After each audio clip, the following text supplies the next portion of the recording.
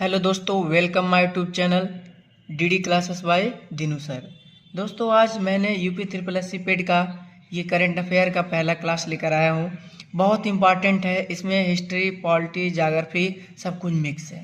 ये वीडियो आपके लिए काफ़ी महत्वपूर्ण है। 10 वीडियो है, अगर ये 10 वीडियो आप देख लेते हैं तो आपको बहुत ज़्यादा क्वेश्चन इस वीडियो में मिलेंगे। तो स्टार्ट करते हैं दोस्तों। पहला क्वेश्चन कह रहा है, वर्तमान में मुख्य न्यायाधीश कौन है? वर्तमान में मुख्य न्यायाधीश कौन है? तो वर्तमान में कौन है, बहुत लोग कंफ्यूजन होकर के उदय ललित लगा देंगे दोस्तों। तो इस समय डी वाई चंद्रचूड़ है। ठीक है, कौन है दोस्तों? D Y Chandrachud. ठीक है, ये किस नंबर के हैं? तो ये 50वें नंबर के हैं दोस्तों। किस नंबर के हैं? 50वें। अच्छा, उदय ललित जो थे ये 49वें नंबर के। हाल ही में भी ये हटे हैं, कुछ दिन के लिए उदय ललित आए थे। इनके पहले दोस्तों कौन थे? एन.वी. रमन्ना जो है 48 नंबर के, और ये शरद अरविंद बोबड़े जो है 47 नंबर के। दोस्तों, ये जो मुख्य न्यायाधीश का बात आता है, ये सुप्रीम कोर्ट के अंतर्गत आते हैं। किसके? Supreme court. ध्यान से देखिएगा दोस्तों, ये सुप्रीम कोर्ट का जिक्र किस आर्टिकल में है? 124 से 147। ठीक है, सुप्रीम कोर्ट। तो देखिए, आपसे जब भी कहे कि वर्तमान में कौन है, तो डी वाई चंद्रचूड़। ठीक है, और एन.वी. रमन्ना 48वें थे, 49वें उदय ललित हैं, और 47वें कौन है? अरविंद बोबड़े। एक और क्वेश्चन बनता है, 46वें कौन है? अगर 46वें पूछेगा तो रंजन गोगोई। कौन है दोस्तों? रंजन गोगोई। आगे आते हैं नेक्स्ट क्वेश्चन। देखिए, कह रहा है, वर्तमान में इसरो के अध्यक्ष कौन है? वर्तमान में इसरो के अध्यक्ष कौन है? तो कौन है दोस्तों? एस सोमनाथ। कौन है? एस सोमनाथ। इसके पहले जो थे, पहले कौन थे? के सिवान। ठीक है, अगर इसरो का आपसे स्थापना कहे तो इसका जो इसरो है, इसका स्थापना का बात कहेगा दोस्तों, तो स्थापना कब हुआ था? 1969 में। इसका मुख्यालय अगर बात कहेगा तो बेंगलुरु में। कहाँ है दोस्तों? बेंगलुरु में है। अच्छा, नेक्स्ट क्वेश्चन आते हैं, ध्यान से देखिएगा। ये जी सतीश रेड्डी भी दिया। ये जी सतीश रेड्डी कौन है? ये डीआरडीओ के अध्यक्ष थे। किसके? डीआरडीओ के। लेकिन इस समय दोस्तों देखिए, डीआरडीओ के भी अध्यक्ष चेंज हो चुके हैं। अगर डीआरडीओ का स्थापना है आपसे, तब कब हुआ था? 1958 में। इसका जो मुख्यालय है दोस्तों, नई दिल्ली है। डीआरडीओ का मुख्यालय कहाँ है? नई दिल्ली है। अब आता है नेक्स्ट क्वेश्चन। कह रहा है, भारत सरकार ने सिंगल यूज प्लास्टिक के उपयोग पर प्रतिबंध लगाने की घोषणा की है। कब की है दोस्तों? ये पता होना चाहिए, 1 जुलाई 2022 को। कब की है? 1 जुलाई 2022 को।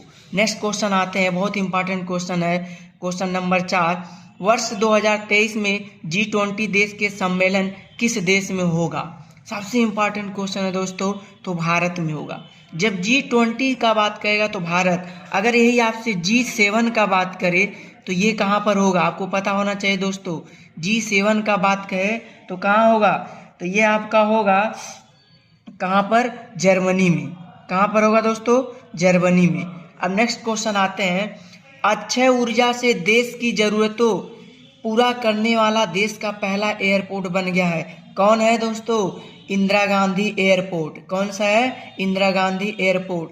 ये भीमराव अंबेडकर पूछता है, ये कहाँ स्थित है दोस्तों? ये नागपुर। कहाँ स्थित है? नागपुर। ये आपको पता होना चाहिए। अगर देखिए जेवर एयरपोर्ट का है, तो जेवर एयरपोर्ट कहाँ है? ये नोएडा में बनना है। कहाँ दोस्तों? नोएडा में बनना है। नोएडा है। नोएडा ये दिल्ली के पास पड़ता है दोस्तों।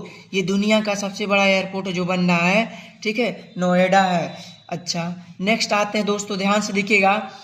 हाल ही में OECD ने वित्त वर्ष 2023 में भारत का GDP वृद्धि दर कितने प्रतिशत बताया है? बहुत इंपॉर्टेंट क्वेश्चन है दोस्तों, ये पेपर में छप सकता है। GDP के लिए ध्यान से देखिए, 6.9%। अगर GDP का आपसे फुल फॉर्म कहे तो इसका फुल फॉर्म क्या होता है? Grass domestic product. क्या होता है?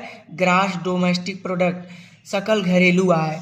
आगे आते हैं, भारत में ड्रोन नीति 2022 को मंजूरी देने वाला पहला राज्य कौन सा बना है? तो कौन बना है दोस्तों?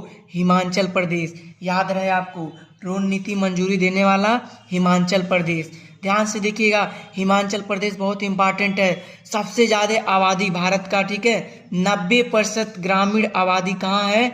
हिमाचल प्रदेश में है। कहाँ है दोस्तों? हिमाचल प्रदेश में, ये आपको पता होना चाहिए।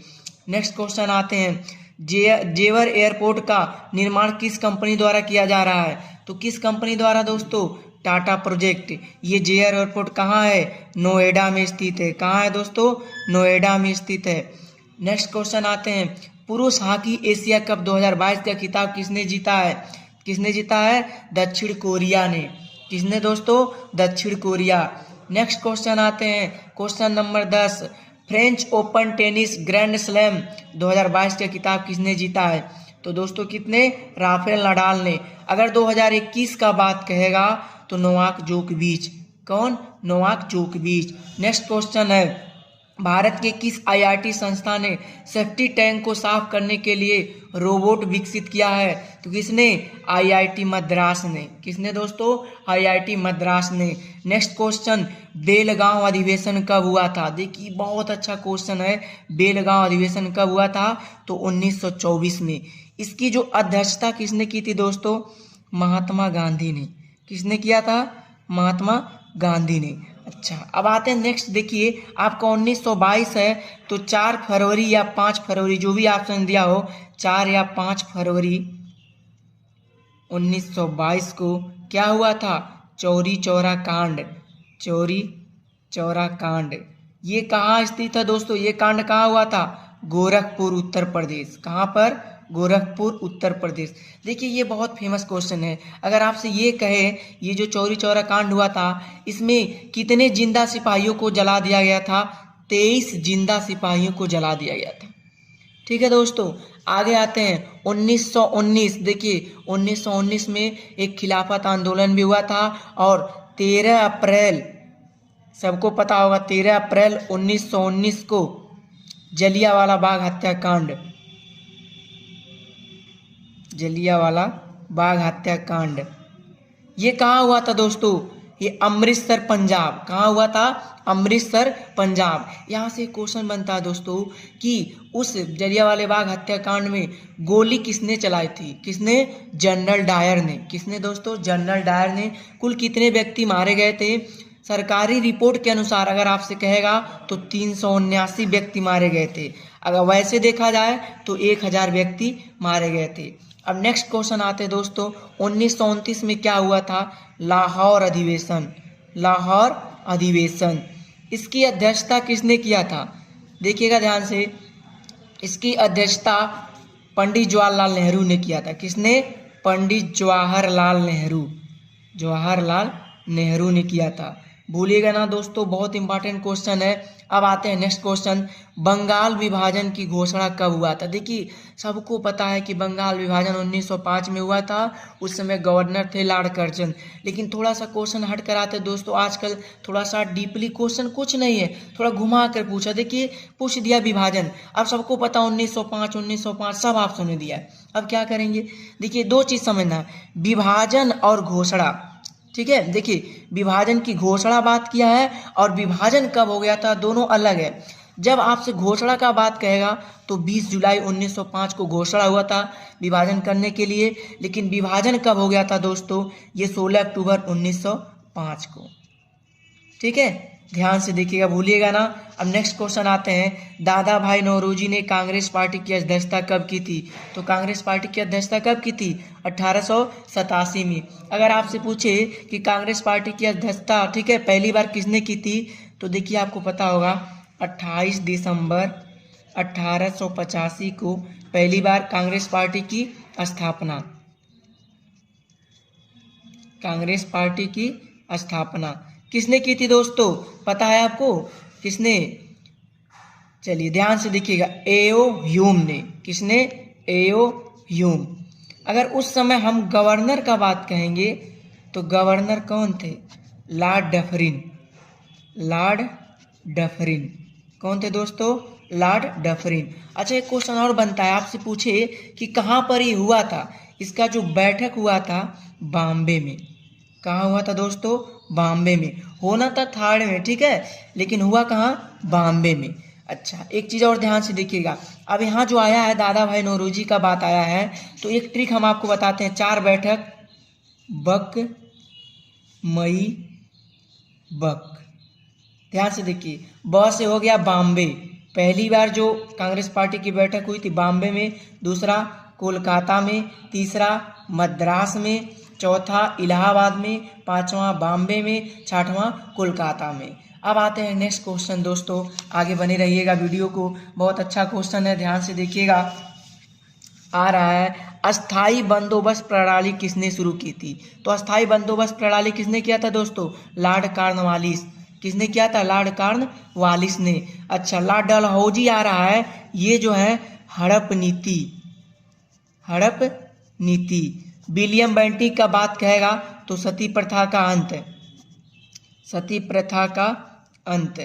लॉर्ड रिपन, अस्थाई स्वशासन, या कह सकते हैं नियमित जनगणना, नियमित जनगणना, नियमित जनगणना। नेक्स्ट क्वेश्चन, संविधान संशोधन किस देश से लिया गया था दोस्तों? दक्षिण अफ्रीका। किससे? दक्षिण अफ्रीका। ये संविधान संशोधन आर्टिकल 368 में है और भाग किस में है? 20 में है दोस्तों। अच्छा, ऑस्ट्रेलिया आया है तो समवर्ती सूची, क्या है दोस्तों? समवर्ती सूची। अच्छा, ध्यान से देखिएगा, ब्रिटेन से क्या है? नागरिकता। नागरिकता कहाँ से है दोस्तों? ब्रिटेन से। अमेरिका से क्या है? मौलिक अधिकार। अमेरिका से क्या है? मौलिक अधिकार। जीएसटी किस संविधान संशोधन के तहत लागू किया गया था? तो 101वां। 42वां संविधान संशोधन क्या है दोस्तों? इसको भारत का लघु संविधान संशोधन कहते हैं, ये 1976 में हुआ था। 86वां संविधान क्या है? 86वां संविधान संशोधन क्या है दोस्तों? 2002 में 6 से 14 वर्ष बालकों की शिक्षा मुक्त। ठीक है दोस्तों, आगे आते हैं, बालकों की शिक्षा मुक्त। ये मोस्ट क्वेश्चन, गरीबी उन्मूलन। देखिए दोस्तों, गरीबी उन्मूलन किस पंचवर्षीय योजना संबंधित है? तो 5वां से संबंधित है। भारत में हरित क्रांति के जनक कौन है दोस्तों? MS स्वामीनाथन। पूरे वर्ल्ड का कहेगा तो ये जो थे पूरे वर्ल्ड का थे, नॉर्मल बोलना जो थे वर्ल्ड के थे, और भारत का कहेगा तो MS स्वामीनाथन। ये हरित क्रांति लाने का जिक्र क्या हुआ? क्यों? क्योंकि ये फसलों के उत्पादन में अधिक वृद्धि करने के लिए। वृद्ध गंगा किसे कहा जाता है? गोदावरी को कहा जाता है। ठीक है, रामगंगा नेशनल पार्क किस राज्य में स्थित है दोस्तों? उत्तराखंड में। इसी रामगंगा नेशनल पार्क का पहले नाम क्या था दोस्तों? हेली था। क्या था? ध्यान से देखिएगा, हेली। हेली के बाद क्या पड़ा? Jim Corbett. जिम कार्बेट के बाद क्या पड़ा इसका नाम दोस्तों? वर्तमान में रामगंगा। क्या पड़ा? रामगंगा। ध्यान से देखिएगा, एनीमिया रोग किसके कारण होता है? तो दोस्तों ध्यान से देखिएगा, एनीमिया रोग जो होता है किसके कारण होता है? एनीमिया और पीलिया दोनों RBC के कारण होता है। RBC को बोलते हैं लाल रक्त कणिकाएं, लाल रक्त कणिकाएं, लाल रक्त कणिकाएं। RBC ही क्या करता है? RBC का काम होता है हमारे शरीर में ऑक्सीजन को ले जाना और कार्बन डाइऑक्साइड को बाहर निकालना। सोते समय RBC 5% घट जाता है दोस्तों, याद रहे। RBC का अगर आपसे निर्माण कहे तो अस्थि मज्जा में होता है, और मृत्यु कहे तो प्लीहा में होता है। ऐसे WBC का भी निर्माण अस्थि मज्जा में होता है, किंतु इसका मृत्यु जो होता है रक्त में होता है। प्लेटलेट्स का निर्माण अस्थि मज्जा में, मृत्यु जो होता है प्लीहा में होता है। अच्छा, प्लाज्मा में जल कहेगा तो कितना दोस्तों? ध्यान से देखिए, 55%। प्लाज्मा में जल जो है 55% होता है। इमली में कौन सा अम्ल पाया जाता है? तो टार्टरिक अम्ल। कौन सा अम्ल? टार्टरिक। बेंजोइक दिया है तो घास पत्ते। किसमें दोस्तों? घास पत्ते में। लैक्टिक जो है दूध दही, क्या हो जाएगा? दूध दही। एसिटिक अम्ल पता है आपको? ये सिरका, नींबू में। किसमें दोस्तों? नींबू में। क्वेश्चन नेक्स्ट आता है, इब्न बतूता किसके समय भारत आया था? तो आपको पता होगा, इब्न बतूता मोहम्मद बिन तुगलक के समय 1333 ईस्वी में मोरक्को से आया था। कहाँ से आया था दोस्तों? मोरक्को से। मोरक्को से। नेहला नामक पुस्तक लिखा था इन्होंने। कौन सा? नेहला नामक पुस्तक। देखिए, ये मोहम्मद बिन तुगलक का शासनकाल 1325 से 1351। अगर आपसे पूछे फिरोज शाह तुगलक का शासनकाल 1351 से 1414 तक। उसके बाद देखिए बलबन, बलबन आपको पता ही होगा। सिजदा एवं पाओस, बहुत इंपॉर्टेंट क्वेश्चन है। सिजदा एवं पाओस, किसने स्टार्ट किया था? बलबन ने। ठीक है दोस्तों, आगे देखते हैं। खानवा का युद्ध कब हुआ था? 1527 में। और पानीपत का, अगर पानीपत का कहेगा तो पानीपत का 1526। 1528 में क्या हुआ था? चंदेरी का युद्ध हुआ था। 1529 में क्या हुआ था? घाघरा का युद्ध हुआ था। दोस्तों, अगर ये मेरा वीडियो आपको अच्छा लगा हो तो प्लीज़ लाइक करना, सब्सक्राइब करना ना भूलिए। ऐसी वीडियो आपको हम 10 से 12 क्लास पढ़ाएंगे जो पेट में आपको काफ़ी महत्वपूर्ण बहुत क्वेश्चन मिलेगा। 100% मेरा वादा है। तो मिलते हैं नेक्स्ट वीडियो में। Thank you.